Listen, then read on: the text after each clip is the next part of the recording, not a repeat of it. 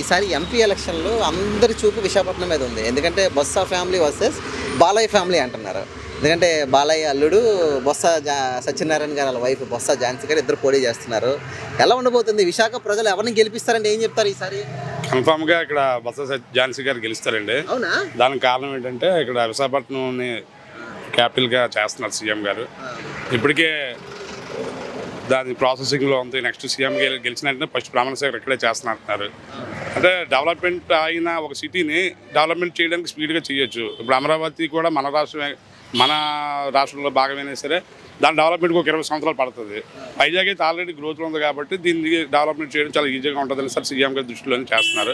CM గారు చేసిన సంక్షేమ పథకాలు మొత్తం 25 పార్లమెంట్ నియోజకవర్గాల్లో ఉన్న ఎంపీలందరూ సీఎం గారు చేసిన సామాజిక కార్యక్రమాలు పథకాల ప్రకారం గెలుస్తారు. ఈ 5 సంవత్సరాలను ఎవ్వరు చేయలేని సంక్షేమ పథకాలు భారతదేశంలో 29 రాష్ట్రాల్లో ఏ రాష్ట్రం చేయలేని సంక్షేమ పథకాలు సచివాలయం వ్యవస్థ పెట్టి ప్రతి ఇంటికి ఉదయం 1వ తారీఖు వస్తే పెన్షన్ ఏ ప్రభుత్వంలో కూడా పెన్షన్ ఇంటికి వచ్చింది లేదు. సచివాలయం వ్యవస్థ ఉంది కాబట్టి ఈరోజు పెన్షన్ ఇంటికి వస్తుంది.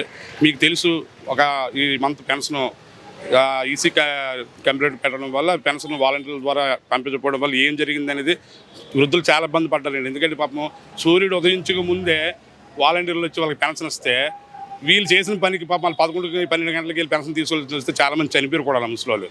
అవన్నీ దృష్టిలో పెట్టుకుని ప్రజలందరూ గమనిస్తున్నారండి. ఈ పొత్తులు ఏమి ఉండవు. సింగిల్గా జగన్మోహన్ రెడ్డి గారు 2సారి వస్తున్నారు.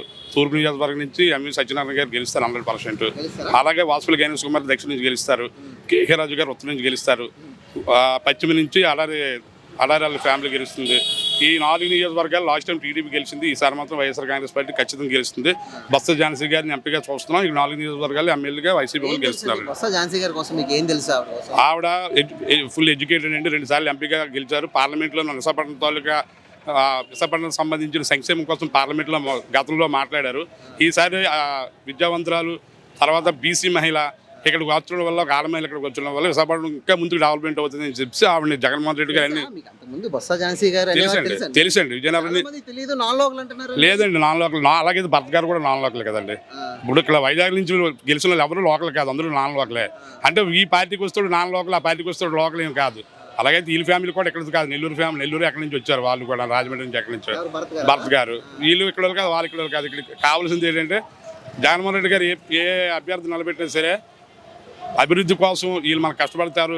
వీళ్ళు ఉంటే అభివృద్ధి జరుగుతుంది. పార్లమెంట్లో మన విశాఖపట్నం సమస్యలు గలమెత్తడానికి అనేది ఎడ్యుకేషన్ పర్సన్ బొత్స ఝాన్సీ గారిని తీసుకొచ్చి పెట్టారండి.